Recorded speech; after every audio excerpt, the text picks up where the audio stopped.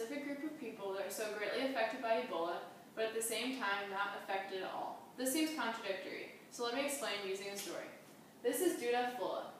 In his 2014 video posted by Street Child, titled Orphaned by Ebola, he breaks down as he explains his father is dead, his stepmother is dead, his brother is dead, his sister is dead, and his grandmother is dead. Although not specifically affected by Ebola, he was greatly affected by the loss it caused when it killed 5 members of his family. In his concluding remarks, he breaks down in tears as he states, "We are suffering. There is no hope. It's just hard to explain.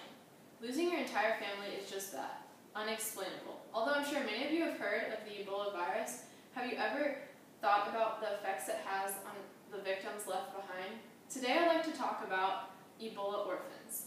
I want to challenge you that although you may not be specifically affected by the Ebola virus yourself, you have resources to help those who are, and in turn, make our world a better place. Like the majority, I had heard of Ebola victims, so I began researching through articles, journals, and videos. And I began to uncover a whole new aspect of Ebola. Ebola not only leads to death, it leads to orphans, and we need to be aware and of aid to the children left behind. I will begin by talking about what Ebola does to the infected, then move to the journey an Ebola orphan must live through, and conclude with practical ways we can help.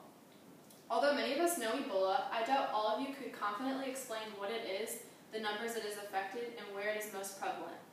Before we can try to help the orphans, we must understand the disease that is killing the millions that they love.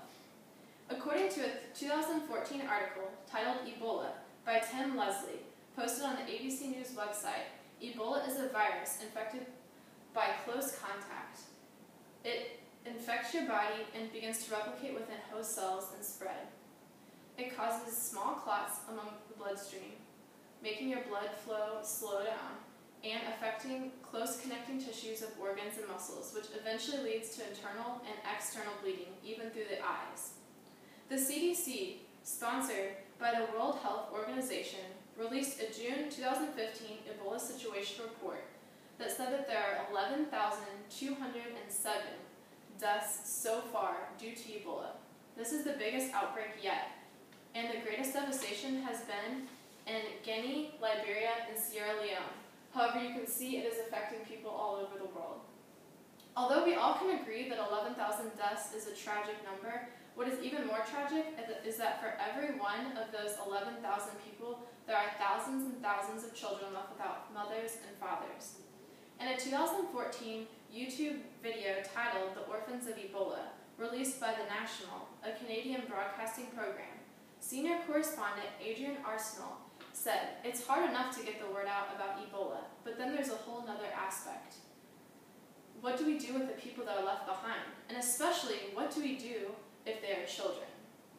David Evans makes a crucial point in his 2014 World Bank Group Orphans and Ebola paper that there's a disproportionate mortality rate among the working age population, therefore a higher mortality of parents with younger children.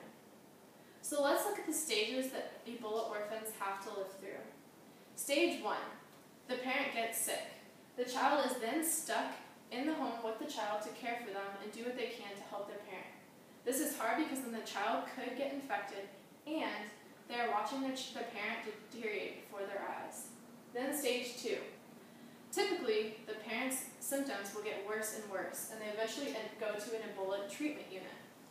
At the unit, they will be tested positive for Ebola, and the child will be tested as well. In most of the stories that I read, the child either didn't have Ebola or they had early symptoms and were able to recover. This leads to step 3, where the parent passes away. The emotional toll of loss and the realization that your parent is forever gone is unfathomable. The children are typically psychologically scarred. Then stage 4. The children need to find a new home. However, unlike normal orphans, they have to overcome the stigma of being a child of a person who died of a deadly disease. Typically, relatives and locals refuse to take them in fear that they might get the disease themselves. This leads to stage 5, the last stage, where the children feels like they have little to no hope.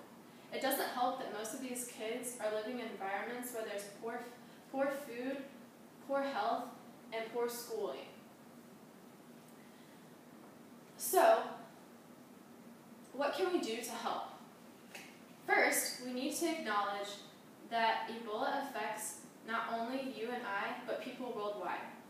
According to a 2014 CNN article reported by Betsy Klein, President Obama himself stated, "If we don't make an effort now, Ebola could spread not only throughout Africa, but throughout the world. The virus could mutate, and it could become more easily distributed all over the world, and it can become a serious danger." Second, many of us here, as well as watching online, call ourselves Christians, and as followers, we must remember what James 1:27 states, that pure and genuine religion takes care of the orphans. Even as non-Christians, we desire to live in safe communities, and in order to do this, we must help other communities so that when we are in need, they will help us as well. So how can we do this? According to ACU alumni Kent Brantley, survivor of Ebola, he made a 2014 talk that was posted on YouTube called Surviving Ebola.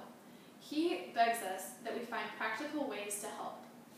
He suggests that we could donate money, we could organize awareness programs, we can try to dispel the panic, or we can volunteer. There are so many different aspects that you can help Ebola orphans. Throughout my speech, I hope you have come to a better understanding of the Ebola virus, a better understanding of the number of children that is truly affecting, and therefore become more inspired to do what you can to help. We must rise up to help the helpless and heal the hurting.